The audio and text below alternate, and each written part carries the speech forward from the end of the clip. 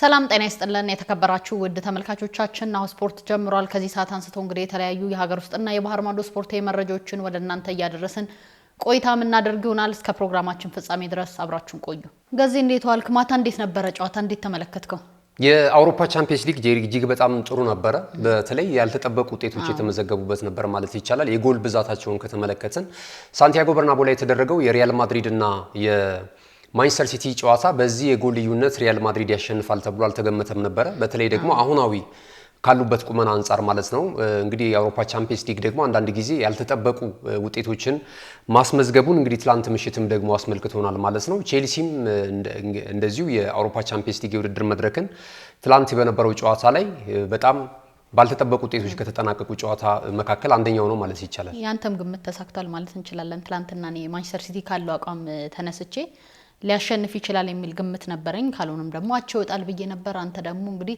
ሪያል ማድሪድ ያሸንፋል ብለ ግምትን ሰተ ነበር አሸናፊ ሆናል በዚህ አጋጣሚ አዎ ትላንት እንግዲህ ሪያል ማድሪድ ገምቼ ነበር ሪያል ማድሪድ ተሳክቶለታል በዚህ የጎል ልዩነት ግን ያሸንፋል ብዬ አልገመትኩም ነበር አርሰናልም በጣም ተቸግሮ ነው ትላንትና ያቻው ውጤት ይዞ የመጣው ጥሩ ነገሩ በቀጣይ በሜዳው ነው ጨዋታውን የሚያደርገው ግን አስቀድሞ የአርሰናል ደጋፊዎች እንደገመቱት አይነት ውጤት አልነበረም ከዚህ ቀደም ሲባል የነበረው ልክ የጣድ ልድሉ እንደወጣ አርሰናል በቀላሉ ይሄንን ጨዋታ ያሸንፋል የሚል ግምት ተሰጥቶት ነበር በርግጥ እስካሁን ድረስ በቻምፒየንስ ሊግ ያደረጋቸውን ጨዋታዎች ከተመለከተች በትላንቱ በባየር ሊቨርኩሰን ጨዋታ ይቸገራል ተብሎ አልተገመተም ነበር ነገር ግን ደግሞ ያው ያልተገመተ ውጤት ነው ትላንትና አንዳቻ በሆነ ውጤት በመጨረሻ ደቂቃ ጎል አስቆጥረው እንግዲህ ያቻ ውጤት ይዘው መጥተዋል እንግዲህ ይሄንና ሌሎች አጫጭር መረጃዎችን ወደ ተመልካቾቻችን ምናደርስ ይሆናል ተመልካቾቻችን እስከ ፕሮግራማችን ፍጻሜ ድረስ አብራችሁ እንድትቆዩ ወደደን መልካም ቆይታ ጋዜ እንደተለመደው ከሀገር ውስጥ ስፖርታዊ መረጃዎቻችን ነው ምን ጀምረው የሴቶች ፕሪሚየር ሊግ 18ኛ ሳምንት የሁለተኛ ቀን ጨዋታ ትላንትና ተስተናግዶ ነበር ዛሬም ጨዋታዎች በርግጥ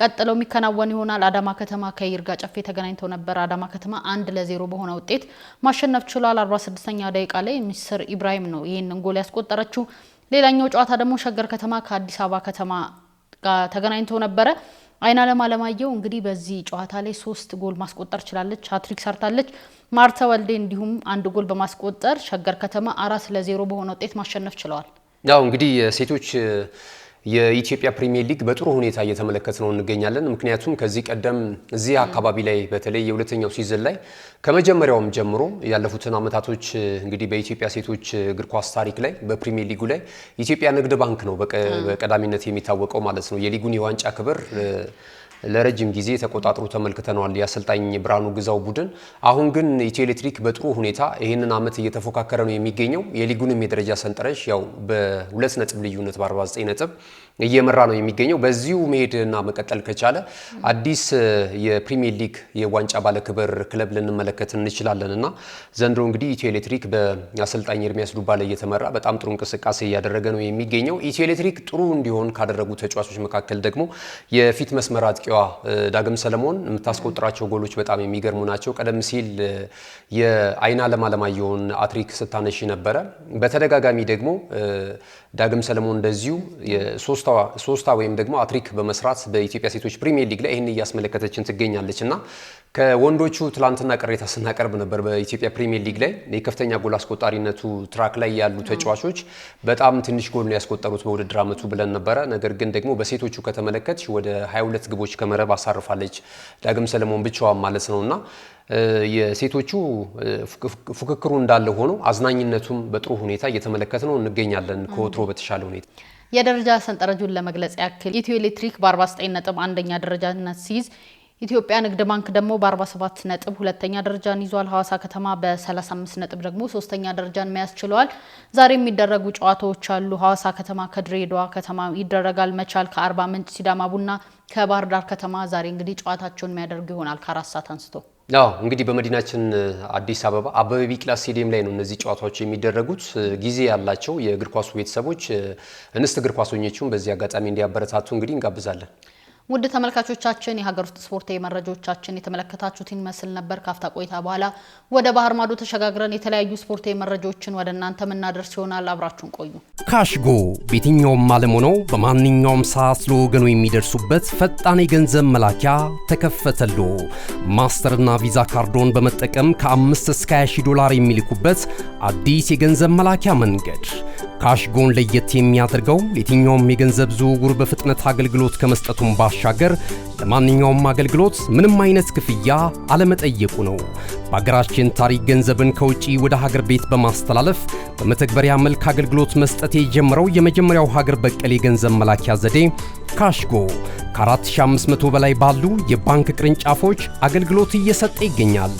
ገንዘቦን በሰኮንዶች ልዩነት ውስጥ ይፈልጉ በአካውንቶ ወይንም በእጆ ቆጥረው የሚወስዱበት ልዩ ዘዴ። በቅርቡ ሁሉንም ኢትዮጵያዊ ባለቤት ለማድረግ ጉዞ የጀመረው ካሽጎ ዛሬውኑ መተግበሪያውን በስልኮ ላይ በመጫን የአገልግሎቱ ተጠቃሚ ሆኑ። ፍጥነት መለያችን፣ ኢትዮጵያን መክፈቻችን፣ ካሽጎ ነው መላኪያችን። ካሽጎ የአዲሱ ትውልድ ብራንድ። ተመልሰናል። ውድ ተመልካቾቻችን የሀገር ውስጥ ስፖርታዊ መረጃዎችን ነበር ወደ እናንተ ስናደርስ የቆየነው። አሁን ደግሞ ወደ ባህር ማዶ ተሸጋግረን የተለያዩ ስፖርታዊ መረጃዎችን ወደ እናንተ የምናደርስ ይሆናል። በድጋሚ አብራችሁን ቆዩ። ገዚ እንግዲህ የትላንትና የቻምፒየንስ ሊግ ጨዋታ አስቀድመን እንግዲህ እየተነጋገርንበት ነበር። ያልተጠበቁ ውጤቶች የተመዘገቡበት ጨዋታ ነበር። ትላንትና 4 ጨዋታዎች ነበር የተካሄዱት። ፒኤስጂ ከቼልሲ ጋር ጨዋታ አድርገው ነበር። 5-2 በሆነ ውጤት ፒኤስጂ በሰፊ ጎል ማለት እንችላለን ማሸነፍ ችሏል። ጨዋታው እንዴት ተመለከትከው? ውጤቱ ያልተጠበቀ ውጤት ነበር። ቼልሲ በዚህ ያህል የጎል ልዩነት ይሸነፋል ብለን አንጠበቅንም። በእርግጥ ፒኤስጂ ያምና ሻምፒዮን ነው። እነሱም ደግሞ ድጋሚን የተገናኙት የዓለም ክለቦች ሻምፒዮና ላይ ቼልሲ እንደሚታወቀው ፒኤስጂን 3-0 በማሸነፍ ዋንጫውን አንስቶ ነበርና በአጠቃላይ ውጤቱ እንዴት ተመለከትከው? ያው እንግዲህ ቼልሲን ጨዋታ ቀዳሚ ካደረግሽው ቼልሲ ትላንት እንግዲህ በነበረው ጨዋታ ምናልባት ፒኤስጂዎች ከዚህ ቀደም የዓለም ክለቦች ሻምፒዮና የውድድር የፍጻሜ ጨዋታ ላይ 3-0 በሆነ ውጤት ስላሸነፏቸው ለበቀል እንጠቀምበታለን የሚል አንዳንድ መረጃዎችን ሲያወጡ ነበርና በአግባቡ እንግዲህ ተጠቅመውበታል። በፓርክ ደ ፕሪንስ የተደረገ ጨዋታ ነው። 5-2 በሆነ ውጤት ነው የተጠናቀቀው። በድምሩ 7 ግቦችን ተመልክተናል በዚህ እንቅስቃሴ ላይ ማለት ነውና ከሰሞኑ እንዳየሽው እንግዲህ የዚህ ቻምፒየንስ ሊግ የጥሎ ማለፍ 16 የመጀመሪያ ዙር ጨዋታዎች ላይ ከመረብ የሚያርፉት ጎሎች በአንዳንድ ጨዋታዎች ላይ በጣም ከፍ ብለው እየተመለከትን እንገኛለን። የመልሱንም ጨዋታ የማይጠብቁ ጨዋታዎች ሁሉ ከዚህ ቀደም ተመልክተናል። እንግዲህ 6-1 የሙኒክን ማንሳት እንችላለን። እንደዚሁ ደግሞ ቶተንሃም ሆትስፐርስን አትሌቲኮ ማድሪድ 5-2 በሆነ ውጤት ያሸነፈበትንም እንቅስቃሴ ማስታወስ ይቻላል። ትላንትና ምሽትም እንግዲህ የቼልሲና የፒኤስጂም ጨዋታ ተመሳሳይ ይመስለኛል። ወደ ቀጣዩ ዙር ወይም ወደ ሩብ ፍጻሜው ለማለፍ የበለጠ እድላቸውን ያሰፉበት ነበር ማለት ይቻላል። የአሰልጣኝ ሉዊስ ኤንሪኬው ቡድን አሁን የተረጋጋ እንዳልሆነ ብዙ መረጃዎች ሲወጡ እንደነበረ ትላንትም ወደ ተመልካቾቻችን ይህ መረጃ ስናደርስ ነበር። ነገር ግን እንግዲህ አሰልጣኙ በዚህ በአውሮፓ ውስጥ አሁን ላይ ካሉ አክቲቭሊ እየሰሩ ካሉ አሰልጣኞች መካከል እንግዲህ በግንባር ቀደምነት ማስቀመጥ እንችላለን። ጥሩ የእግር ኳስ አረዳድ ያለው በዛ ላይ በቡድን ውስጥ ያሉትን የተጫዋቾችን አቅም እንዴት መጠቀም እንደሚችል ትልቅ ግንዛቤ ያለው አሰልጣኝ ነው ማለት ይቻላል እና ትላንትና እንግዲህ ይህን ጨዋታ በጥሩ ሁኔታ አሸንፎ የፒኤስጂ እግር ኳስ ክለብ ደጋፊዎች በዓለም ክለቦች ዋንጫ ያጡትን የዋንጫ ክብር ትላንትና ተበቅሎላቸዋል ማለት ይቻላል እና የበለጠ ወደ ሩብ ፍጻሜው ለመግባት እድላቸውን የበለጠ ያሰፉበት ጨዋታ ነው ማለት ይቻላል።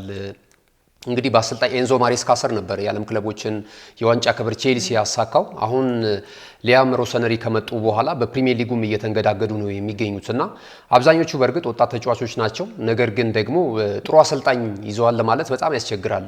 ብዙም አሳማኝ አይደለም።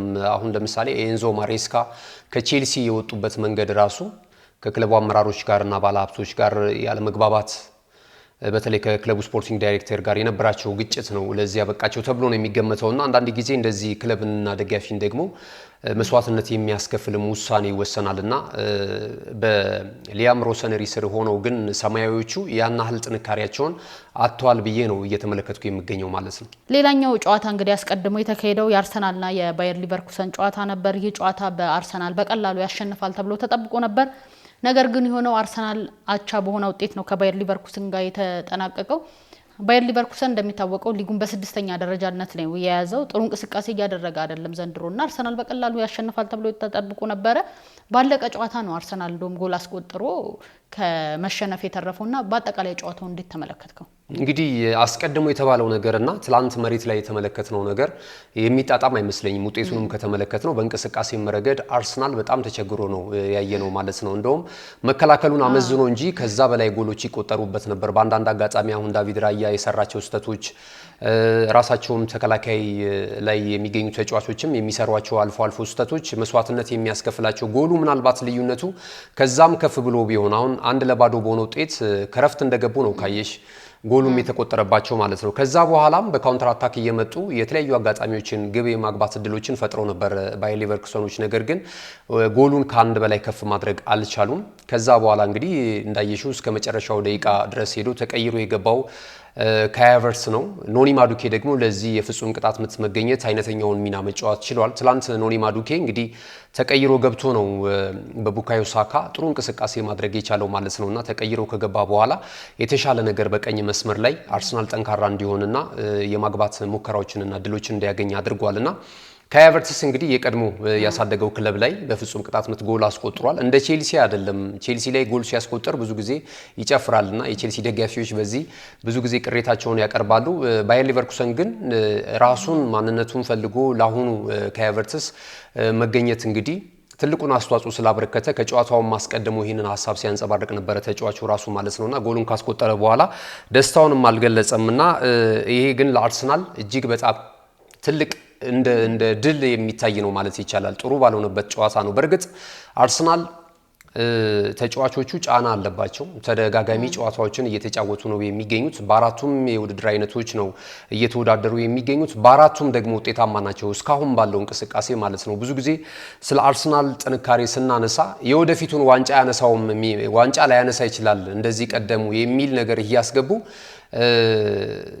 አይዋጥላቸውም ብዙ የእግር ኳሱ ቤተሰቦች ማለት ነው። ነገር ግን አሁን ድረስ ነገ የሚሆነው ነገር አናውቅም። ፕሪሚየር ሊጉንም ላያነሳ ይችላል፣ ቻምፒየንስ ሊጉንም ላያነሳ ይችላል፣ ኤፍ ኤ ካፑንም ላያነሳ ይችላል፣ ካራባው ካፕንም የሚያጣበት እድል ሊኖር ይችላል፣ አይታወቅም።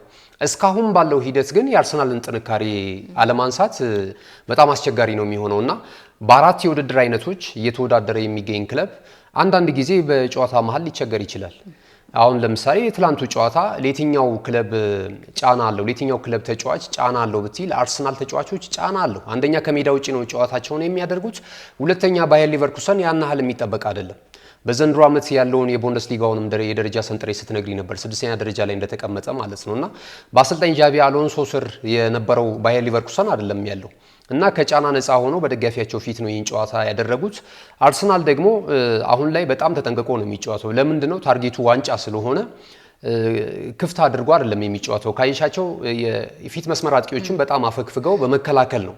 የአውሮፓ ቻምፒየንስ ሊግ የውድድር መድረክ እስካሁን ድረስ ባለው ሂደት አርሰናል አልተሸነፈም። የትላንት ምሽቱን ጨዋታ ጨምሮ ማለት ነው። የመጀመሪያውን የሊግ ፌስ ጨዋታዎች በጠቅላላ ማሸነፍ ችሏል። ከዛ ባለፈ ትላንትና ወደ አቻ ውጤት መጥቷል። እስካሁን ድረስ በመጀመሪያው ሊግ ፌስ ላይ የሰበሰባቸው ነጥቦች መድን አይሆኑትም። ስለዚህ የሊግ ቢሆን የሆነ ነጥብ ነው ፋይናሊ የሰበሰብሽውን ነጥብ ጠብቀሽ ዋንጫ ልትበይ ትችያለሽ። ይሄ ግን የጥሎ ማለፍ ጨዋታ ስለሆነ በደርሶ መልስ ድምር ውጤት ተደምሮ የምታገኙ ውጤት ስለሆነ ከዚህ በኋላ አንድ ክለብ ሊጥልሽ ይችላል። ያንን ደግሞ ጥንቃቄ በተሞላበት እንቅስቃሴ ማድረጉ አስፈላጊ ነውና ትላንትና እንግዲህ አርሰናል ጥሩ ባይሆንም ግን ወሳኝ የተባለውን ነጥብ ተጋርቶ መጥቷል። የመልሱን ጨዋታ የበለጠ አቅሎለታል ብዬ ነው ማስበው። በኤምሬትስ ስቴዲየም በሚደረገው የመልስ ጨዋታ ላይ ከሳምንት በኋላ መድፈኞቹ የተሻለ ውጤት ያስመዘግባሉ የሚል ግምት አለኝ። የትላንቱ ግን የካይ ሃቨርትዝ የፍጹም ቅጣት ምት ጎል እጅግ በጣም ውድ ጎል ነች ለአርሰናል ደጋፊዎች ማለት ይቻላልና ትላንትና እንግዲህ አሰልጣኝ ሚካኤል አርቴታ እንደተበለጡ ሲያቅ ነው ጎሉ እንዳይበዛና የጎል ልዩነቱ በመልሱ ጨዋታ እንዳያስቸግራቸው ሞር የነሱን የመከላከል እንቅስቃሴ እንዲያጠናክሩ አድርጎ ነው የተመለከትኩት እንጂ ባየር ሊቨርኩሰን በትላንቱ አጨዋወት ተጨማሪ ጎሎችንም ማስቆጠር ይችል ነበር። ሌላኛው እንግዲህ በጣም ሲጠበቅ የነበረው ጨዋታ ሪያል ማድሪድ ከማንቸስተር ሲቲ ጋር ያደረጉት ጨዋታ ነው። ሪያል ማድሪድ 3-0 በሆነ ውጤት ማሸነፍ ችሏል። እንግዲህ አስቀድመን እኔ እንደውም የማንቸስተር ሲቲ ያሸንፋል ብዬ እየጠበቅኩኝ ነበር። ሪያል ማድሪድ በሊጉ እንደሚታወቀው ወጥ አቋም እያሳየ አልነበረ። ማንቸስተር ሲቲም ደግሞ እንግዲህ ካለው ወቅታዊ አቋም ጋር ያሸንፋል ብዬ ነበረ። ግን ሪያል ማድሪድ አሁንም ሀያል ክለብ መሆኑን አስመስክሯል ማለት እንችላለን። በአጠቃላይ ይህንንስ ውጤት እንዴት ተመለከትከው አንተ? ቅድመ ግምቱን ያው ለሪያል ማድሪድ ሰጥተ ነበረ። እንደውም ሪያል ማድሪድ 4 ጎል የማስቆጠር እድል ነበረውና እንዴት ተመለከትከው ጨዋታው? ሪያል ማድሪድም በተመሳሳይ ያው ጫና ውስጥ የሚገኝ ቡድን ነው። ማንቸስተር ሲቲ ደግሞ እንደምታውቂው ልክ እንደ አርሰናል ሁሉ ለአራትዮሽ ዋንጫ ክብር እየተጓዘ ነው የሚገኘውና በአሁናዊ ቁመናቸውን ከተመለከትን የማንቸስተር ሲቲ ሞር የተሻለ ነበር። እንግዲህ ለ11 ተከታታይ ጨዋታዎች አልተሸነፈም ነበር የፔፕ ቡድን ማለት ነው፣ በሊጉም በሌሎች የውድድር አይነቶችም ማለት ነውና ትላንትና እንግዲህ ከጨዋታው በፊት እኔ ግምቴ ሪያል ማድሪድ ያሸንፋል፣ ነገር ግን የጎል ልዩነቱ በዚህ መጠን ይሆናል ብዬ አላሰብኩም ነበርና 3-0 በሆነ ውጤት ይህን ጨዋታ ማሸነፍ ችለዋል። እንግዲህ ቫልቬርዴ ረፍት በፊት ያስቆጠራቸው 3 ጎሎች ነው ሎስ ብላንኮቹን አሸናፊ እንዲሆኑ ያደረጋቸውና ትላንትና እንግዲህ በጨዋታው ላይ የሪያል ማድሪዱ ጊዜያዊ አሰልጣኝ አልቫሮ አርቤሎ ይዘውት የገቡት አሰላለፍ 4-3-3 ነው አሰላለፍ ይዘው የገቡት። ሪያል ማድሪድ እንግዲህ ከዚህ ቀደምም መረጃዎችን ስንሰጥ በተለይ ደግሞ ከጨዋታው በፊት ወሳኝ ተጫዋቾቻቸው እንደነ ክሊያም ባፔን ጨምሮ ጉዳት ላይ እንደሚገኙ ገልጸን ነበርና ትላንትና እንግዲህ በግብ ጠባቂነት ቴቦ ኩርቱዋ ነው እንደ ሁልጊዜው ማለት ነው። አሌክሳንደር አርኖልድ እንደዚሁ አንቶኒ ሮዲገር፣ ዲያኑጀን፣ ሜንዲ የመሳሰሉ በተከላካይ ስፍራ ላይ ይዘው ገብቷል። የአማካኝ ስፍራ ላይ ደግሞ ቫልቬርዴ፣ ሹዋሚኒ፣ ፒናር የመሳሰሉ ተጫዋቾች አሉ። የፊት መስመር ላይ ደግሞ ያጣመሯቸው ተጫዋቾች ብራያን ዲያዝ እና አርዳ ጉለር እንደዚሁ ቪኒ ጁኒየር ናቸው። እንግዲህ ሪያል ማድሪድ የላሊጋውን የዋንጫ ክብር ለካታሎናው ክለብ ባርሴሎና አሳልፎ ሰጥቷልና ጫና ውስጥ የሚገኝ ቡድን ነው። ዘንድሮም ያለምንም የዋንጫ ክብር ላለማጠናቀቅ የመጨረሻው ተስፋው የሚሆነው የላሊጋው ሂደት እንዳለ ሆኖ ነገር ግን ደግሞ የአውሮፓ ቻምፒየንስ ሊግ የውድድር መድረክ ነው።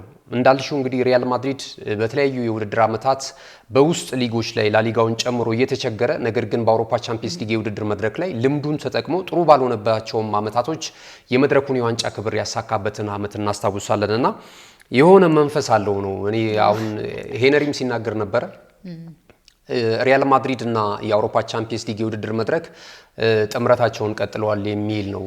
ምክንያቱም በአውሮፓ ቻምፒየንስ ሊግ የውድድር መድረክ ላይ ቀደም ሲል እንደገለጽኩልሽ ሪያል ማድሪድ የተለየውን ሪያል ማድሪድ ነው የምንመለከተውና ይህን አይነት ልምዱን ተጠቅሞ እንግዲህ ትላንትና ወሳኙን ነጥብ ብቻ አይደለም የጎል ልዩነቱን ማግኘት ችሏል። በቀጣይ እንግዲህ በኢትሃድ በሚደረገው ጨዋታ ላይ እንደዚሁ ለማንቸስተር ሲቲዎች በጣም ከባድ የሚሆን ይመስለኛል ውጤቱን ለመቀልበስ። ሲቲ በመልሱ ጨዋታ ሊያሸንፍ ይችላል። ነገር ግን የጎል ልዩነቱን ለማጥበብና በድምር ውጤት አሸንፎ ግን ወደ ሩብ ፍጻሜው ለማለፍ የሚቸገር ይመስለኛልና አንዳንድ ቁጥራዊ መረጃዎች ተመዝግበዋል። ትላንትና በነበረው እንቅስቃሴ 3 ግቦች ከመረብ ሲያርፉ ለቫልቬርዴ ኳሶችን አመቻችቶ በማቀበል ረገድ ቪኒ ጁኒየርም ተሳትፎ ነበረውና በአጠቃላይ በአውሮፓ ቻምፒየንስ ሊግ የውድድር መድረክ በሪያል ማድሪድ ማሊያ ከዚህ ቀደም ክርስቲያኖ ሮናልዶ ነበር 31 ለጎል የሆኑ ኳሶችን አመቻችቶ በማቀበል የሪያል ማድሪድን ታሪክ መያዝ የቻለውና ትላንትና ይህንን ታሪክ መጋራት ችሏል። ቪኒ ጁኒየር 31ኛ አሲስቱን ነው ማድረግ የቻለው በሪያል ማድሪድ በአውሮፓ ቻምፒየንስ ሊግ ጨዋታ ማለት ነውና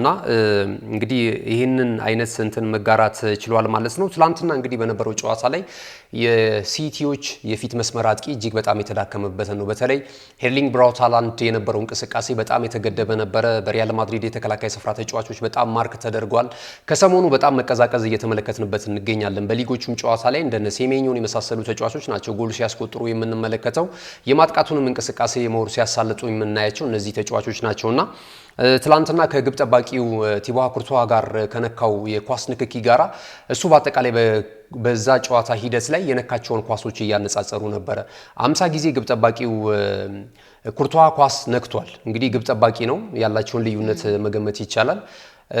በጨዋታው እንቅስቃሴ ላይ ግን 10 ጊዜ ብቻ ነው ኳስ የነካው ሄርሊንግ ብራውት ሃላንድ ማለት ነውና ይሄ ደግሞ ለትችት ዳርጎታል። እንግዲህ በቀጣይ ሲቲዎች በምን አይነት ሁኔታ ፔፕ ጋርዲዮላ በጣም ትልቅ አሰልጣኝ ነው። ነገር ግን የ3-0 በሆነ ውጤት ያውም ሪያል ማድሪድን በሜዳውና በደጋፊው ፊት ቢሆን ይህንን ውጤት ግን ለመቀልበስ የሚቸገር ይመስለኛል። አብዛኛው ነገር የሞተ ይመስለኛል የሪያል ማድሪድና የሲቲ ጨዋታ። ያው በእግር ኳስ ዓለም የሚሆነው ነገር አይታወቅምና እስቲ የመልሱን ጨዋታ ምን ጠብቅ ይሆናል። ሌላኛው እንግዲህ ቦዶ ግሊምትና ስፖርቲንግ ሊዝበን ያደረጉት ጨዋታ ነበር። በጣም ተጠባቂ ጨዋታ ነበር። ይሄም በቦዶ ግሊምት 3-0 በሆነ አሸናፊነት መጠናቀቅ ችሏል። እንዴት አየው ይሄን ክለብ? ግን አሁን ኖርዌይ ላይ በሁለተኛ ደረጃ ላይ የሚገኝ ክለብ ነው። ጥሎ ማለፍ ጨዋታዎች ላይ ኢንተር ሚላንን በድምር ውጤት እንግዲህ 5-2 በሆነ በድምር ውጤት አሸንፎ ነው ለዚህ በቃው። አትሌቲኮ ማድሪድን አሸንፏል፣ ማንቸስተር ሲቲንም አሸንፏልና ይሄንን ክለብ እንዴት ተመለከትከው እየሄደበት ያለውን እንቅስቃሴ? እንግዲህ በዚህ በአውሮፓ ቻምፒየንስ ሊግ የውድድር መድረክ በዘንድሮ ዓመት ካየናቸው ክስተት ቡድኖች መካከል አንደኛው ቦዶ ግሊምት ነው።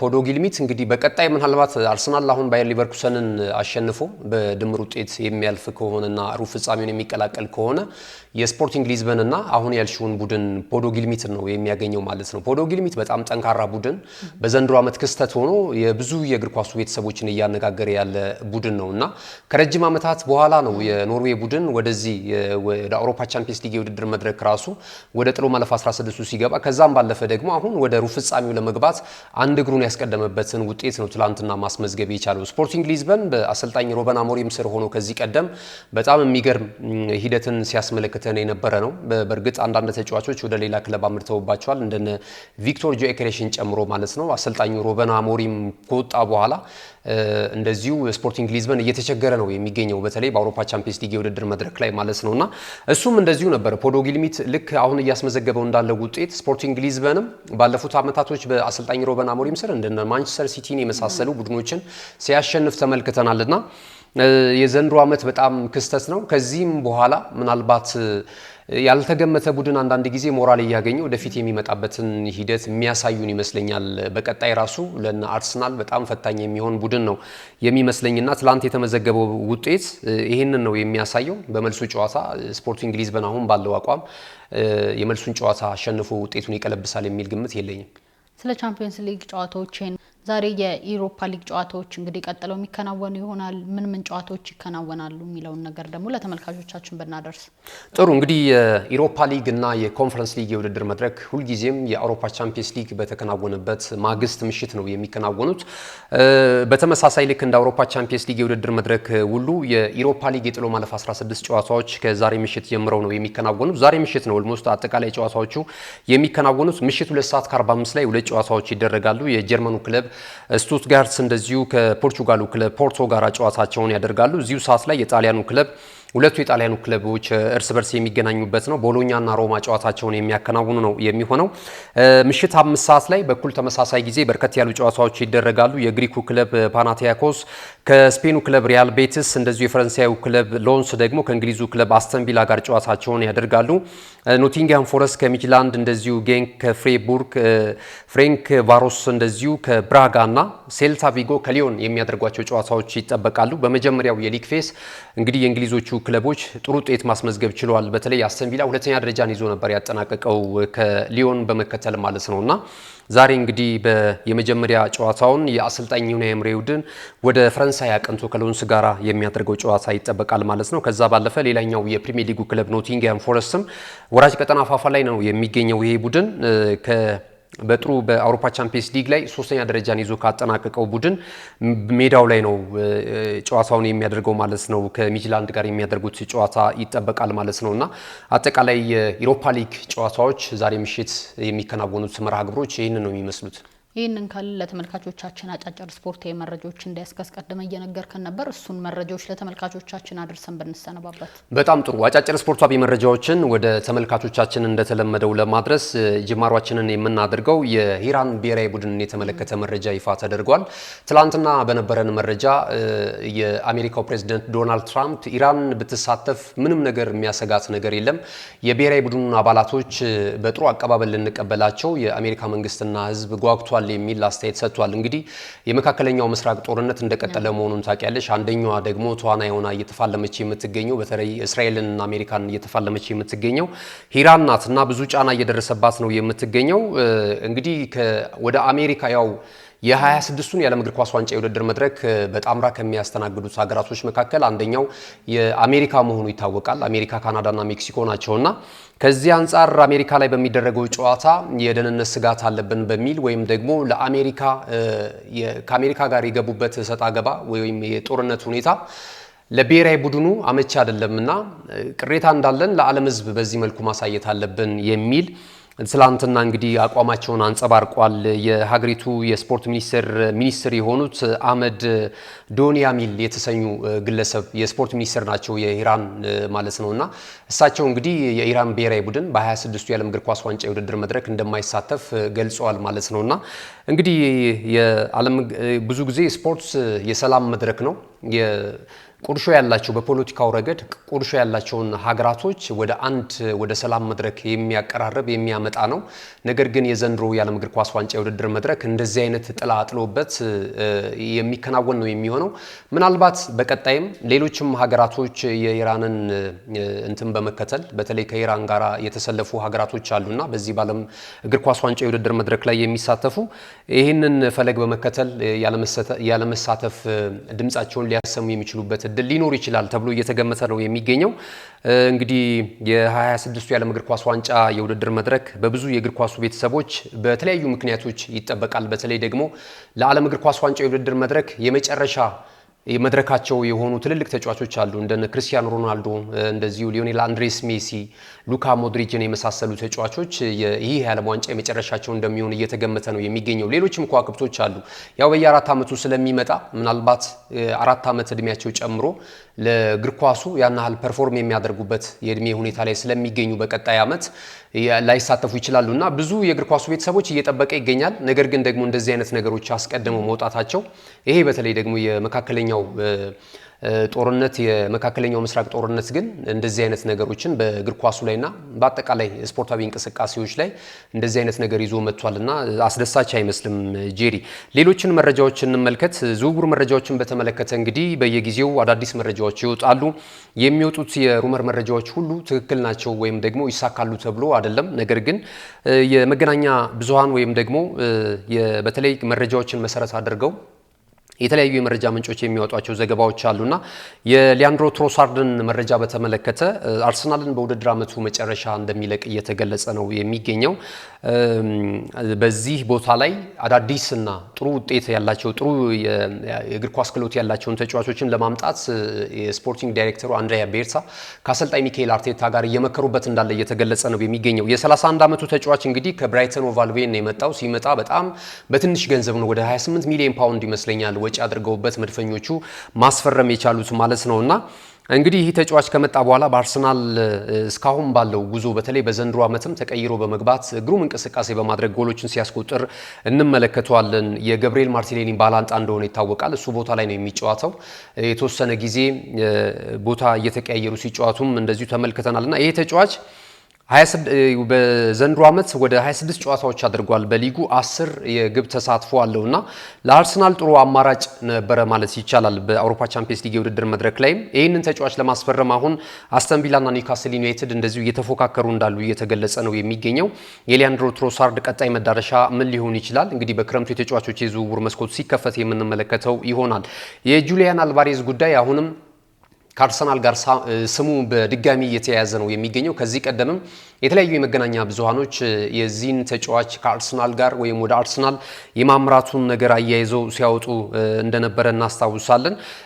ባርሴሎናም ይፈልገዋል ይህንን ተጫዋች። ነገር ግን አሁን ባርሴሎና ደግሞ ትኩረት አድርጎ በተለይ የፊት መስመሩን ለማጠናከር ትኩረት አድርጎ እየሰራ የሚገኘው የማርከስ ራሽፎርድን የቋሚ ፊርማ ለማድረግ ነው እየሰሩ የሚገኙትና ከዚህ አንጻር የ25 ዓመቱ አርጀንቲናዊ የፊት መስመር አጥቂ ወደ አርሰናል የመምጣቱ ነገር ምናልባት እውን ሊሆን የሚችልበት እድል አለ ተብሏል። በክረምቱ የተጫዋቾች የዝውውሩ መስኮት ሌላ ሊቨርፑልና ማንቸስተር ዩናይትድ አንድ ተጫዋች ለማስፈረም እንደዚሁ ፉክክር ውስጥ መግባታቸው ተነግሯል።